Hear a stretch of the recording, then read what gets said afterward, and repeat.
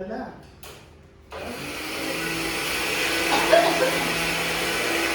ರಾಜ ನಿನ್ ಕೈಲಿ ಎತ್ತಕ್ಕಾಗುತ್ತೆ ಮಗನೇ ಅದನ್ನ ಎಲ್ಲ ಯಾಕೊಬ್ಬ ಇಡ್ಲಿ ತಿನ್ನಿ ಅಂತೆ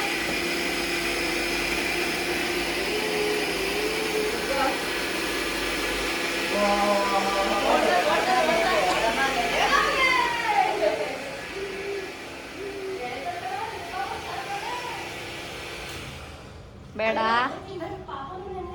ಬೇಡ ಬೇಡ ಹೋಗ್ಬೇಡ ಇಡ್ಲಿ ತಿನ್ನಿವಂತೆ ಬೇಡ ಬಾ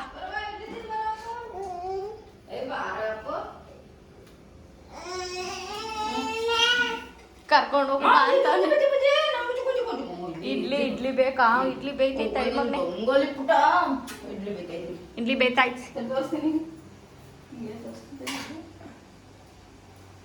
ಇಡ್ಲಿ ಪುಟ ಇಡ್ಲಿ ಅಯ್ಯೋ ಕುತ್ತೆ ಕುತ್ತೆ ಮಗಂಗೆ ಇಡ್ಲಿ ಆಯ್ತು ಬೇಯಬಾರ್ದು ನಿಂಗೆ ಇನ್ನು ಚೂರೇ ಚೂರು ಯಾವ ಸಣ್ಣ ಇಡ್ಲಿ ಇಲ್ಲಿ ಏನ್ ಪುಟ್ಟಿದು ಇಡ್ಲಿ ಬೇಕಾ ಇಲ್ಲ ಅಪ್ಪು ತಗಿಲ ಅಯ್ಯಪ್ಪ ಇಡ್ಲಿ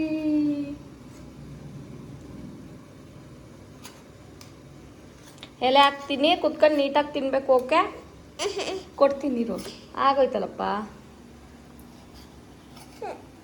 ಏನಿದೆ ಭಾಳ ಇದಾಗ ಮೆತ್ಗಿದಾವಲ್ಲ ಅಂಟ್ತಾ ಇದಾವ ಬಿಸಿ ಬೇರೆ ಇದಾವಲ್ಲ ಅದಕ್ಕೆ ಆಯ್ತು ಆಯ್ತು ಎಕ್ಸೈಟ್ಮೆಂಟ್ ನೋಡಕೈತಲ್ಲ ಇದ್ರಲ್ಲಿ ಏನಾಗ್ತೈತೆ ಇಡ್ಲಿ ಎಲ್ಲೈತಿ ಇಡ್ಲಿ ಇದ್ರಲ್ಲಿತ್ತಾ ಇಲ್ಲಿ ಪುಟ್ಟದ ಇಡ್ಲಿ ಆಯ್ತು ಎಲೆ ಹಾಕಡ ಎಲೆ ಯಾವ ಎಲೆ ಬೇಕು ಪುಟ್ಟಂಗೆ ಸಣ್ಣದು ದೊಡ್ಡದು ಚಿನ್ನಿ ಇದು ಈ ಎಲೆ ಆಯ್ತಾ ಈ ಎಲೆ ಕೊಡ್ತೀನಿ ತೊಳ್ಕೊಬತ್ತೀನಿ ನಡಿ ಕುತ್ಕೋ ಇಡ್ಲಿ ಏನವ ಇದು ಬಿದೋಯ್ತು ಹಾಂ ತುಪ್ಪಾಕಿ ಸಾಕು ತುಪ್ಪಾಕಿ ಊಟ ಮಾಡಿ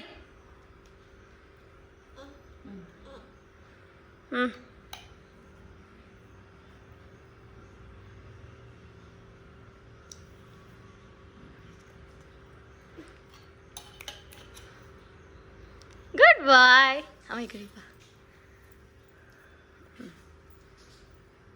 ಚೆನ್ನಾಗೈತ ಮಗ್ನೆ ಸೂಪರ್ ಆಗೈತಾ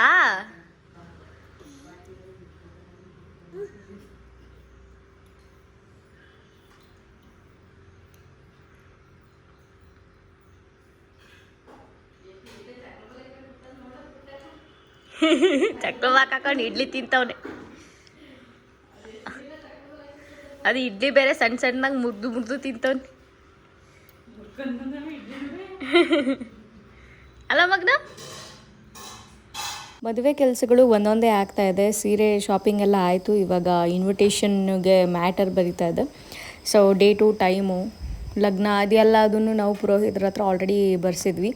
ಸೊ ಮ್ಯಾಟ್ರು ಬೇಕಲ್ವಾ, ಹುಡುಗ ಹುಡುಗಿ ಮತ್ತು ಅಪ್ಪ ಅಮ್ಮ ಅವ್ರ ಹೆಸರನ್ನೆಲ್ಲ. ಸೊ ನನ್ನ ಮದುವೆ ಕಾರ್ಡ್ನ ಒಂದು ಮಾಡೆಲ್ ಥರ ಇಟ್ಕೊಂಬಿಟ್ಟು ಅದನ್ನೇ ಬರೀತಾ ಇದ್ದೆ. ಬಟ್ ಹುಡುಗ ಮತ್ತು ಹುಡುಗನ ಪೇರೆಂಟ್ಸು ಮತ್ತು ಹುಡುಗಿ ಚೇಂಜ್ ಅಲ್ವಾ, ಅದನ್ನಷ್ಟನ್ನು ನಾನು ಬರಿತಾ ಇದ್ದೆ. ಇವಾಗ ಪ್ರಿಂಟಿಗೆ ಕೊಡೋಣ ಅಂದ್ಬಿಟ್ಟು ಕಾರ್ಡ್ ನೋಡೋಕೆ ಹೋಗಬೇಕಾಗಿತ್ತು. ಸೊ ಕಾರ್ಡ್ ನೋಡಬೇಕಿದೆ ಮತ್ತು ಡೆಕೋರೇಷನ್ ಸೆಲೆಕ್ಟ್ ಮಾಡೋದಿದೆ. ಸೊ ಎಲ್ಲ ಕೆಲಸಗಳು ಒಂದೊಂದಾಗಿ ನಡೀತಾ ಇದೆ. ಇವಾಗ ಕಾರ್ಡ್ಗೆ ಪ್ರಿಂಟ್ ಮಾಡ್ಸೋಕ್ಕೆ ಮ್ಯಾಟರ್ ಬರೀತಾ ಇದೆ. ಹಾಗೇ ಚಪ್ರ ದಿನ ಊಟ ತಿಂಡಿ, ಹಾಗೆ ಧಾರೆ ದಿನ ಅಂದರೆ ಧಾರೆ ದಿನವೇ ರಿಸೆಪ್ಷನ್ ಇರೋದ್ರಿಂದ ಆವತ್ತಿನ ಊಟ ತಿಂಡಿ ಎಲ್ಲದನ್ನು ಒಂದಷ್ಟು ಲಿಸ್ಟ್ ಮಾಡಿದ್ವಿ, ಏನೇನು ಮಾಡಿಸೋದು ಏನು ಅಂತ. ಅದು ಕೂಡ ಲಿಸ್ಟ್ ಎಲ್ಲ ರೆಡಿ ಮಾಡಿದ್ವಿ. ಸೊ ಇವಾಗ ಮ್ಯಾಟರ್ ಬರ್ಕೊಂಡಿದ್ದೀನಿ.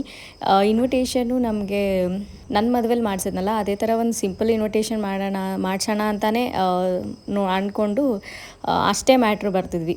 ಸೊ ಸಿಂಗಲ್ ಕಾರ್ಡ್ ಮಾಡಿಸೋಣ ಅಂದ್ಬಿಟ್ಟು. ಸೊ ಇವಾಗ ನಾವು ಇನ್ವಿಟೇಷನ್ ತರೋಕ್ಕೆ ಅಂದ್ಬಿಟ್ಟು ಟೌನಿಗೆ ಬಂದಿದ್ವಿ. ನಮ್ಮೂರಲ್ಲಿ ಬೆಂಗಳೂರಲ್ಲಿ ಸಿಗೋಷ್ಟು ಕಲೆಕ್ಷನ್ಸ್ ಸಿಗಲ್ಲ, ಯಾಕೆಂದರೆ ಜನ ಯಾರು ಅಷ್ಟೊಂದು ನೋಡಲ್ಲ. ಈ ಥರದವು ಬೇಕಿತ್ತು, ಸಿಗುತ್ತಾ?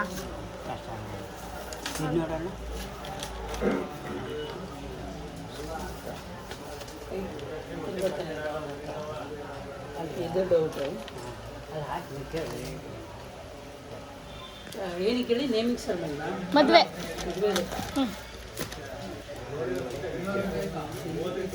ಸಿಗೋ ಡೌಟು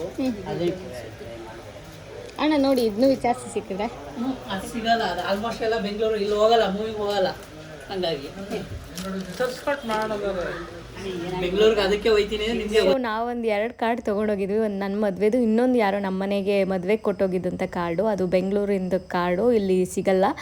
ಬೇಕಾದ್ರೆ ನೀವು ಆ ಕಾರ್ಡ್ ತಂದುಕೊಡಿ, ನಾನು ಪ್ರಿಂಟ್ ಮಾಡಿಕೊಡ್ತೀನಿ ಅಂತ ಹೇಳ್ತಾಯಿದ್ರು.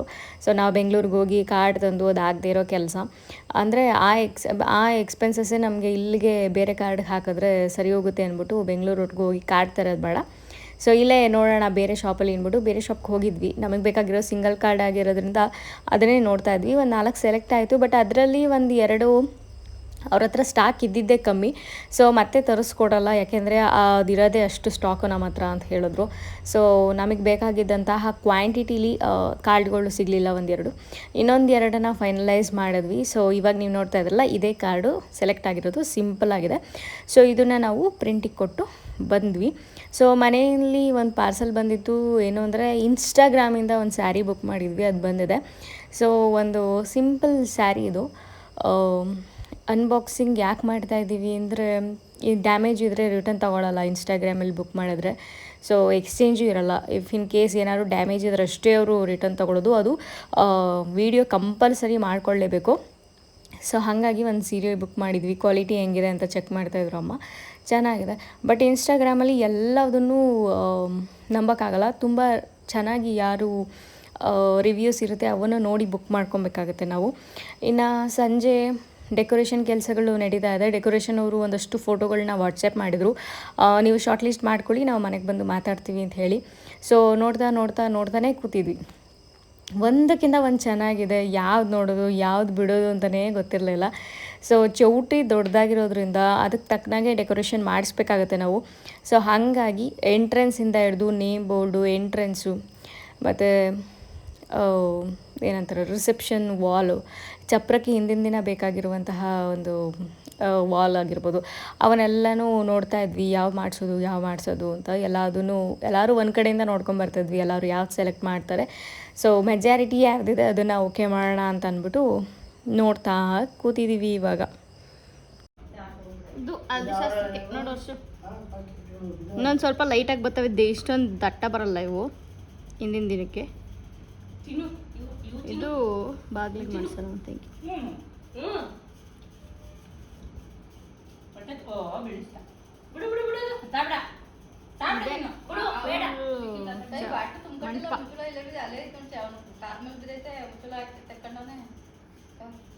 ಇನ್ವಿಟೇಷನ್ ಕೂಡ ಪ್ರಿಂಟಿಗೆ ಕೊಟ್ಟು ಬಂದಾಯಿತು. ಡೆಕೋರೇಷನ್ ಅವ್ರು ಕೂಡ ಬಂದಿದ್ದರು ಸಂಜೆ. ನಾನು ಅವ್ರ ಜೊತೆ ಮಾತಾಡಬೇಕಾದ್ರೆ ವೀಡಿಯೋ ತೊಗೋಬೇಕು ಅನ್ನೋದನ್ನ ನೆನಪಾಗಲಿಲ್ಲ, ಮರ್ತೋಯ್ತು.